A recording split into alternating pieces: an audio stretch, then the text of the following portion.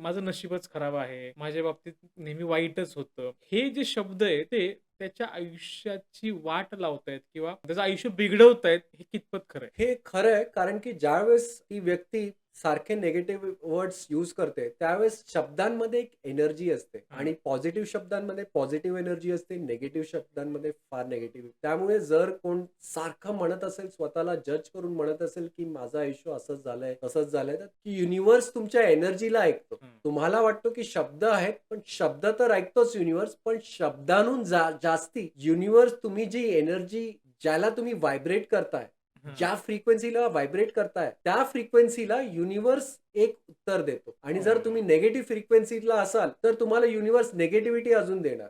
मग साधारण मला एक सांगा, ह्या गोष्टी जर तो व्यक्ती सतत म्हणत असेल, तर त्याचं आयुष्य पुढे काय दिसतं? त्याच्या आयुष्यात कमतरताच दिसते, स्कॅर्सिटी दिसते. तो सारखं स्वतःला म्हणतच असतो, की पैसे कमी आहेत, माझ्या आयुष्यात हे नाहीये, ते नाहीये, अमुक-तमुक. ओके. अजून त्या गोष्टी मॅनिफेस्ट होत राहतात आणि ती सायकल चालू राहते. पॅटर्न्स त्याच रिपीट होतात आणि त्याला कळत नाही, की असं का होतंय? कारण की त्याचा ओके. दिवसच त्याच्या दिनक्रमच त्याच्या अशा निगेटिव्ह सेल्फ टॉकनी चालू होतो, कंप्लेंट्सनी चालू होतो. सगळीकडे कंप्लेंट करतो. मग त्याला माणसं जी आसपासला भेटतात, हं. आसपास ती पण तशीच असतात त्याच्यासारखी ओके. निगेटिव्ह. त्यामुळे तो त्या सायकलमधनं बाहेरच पडू नाही शकत.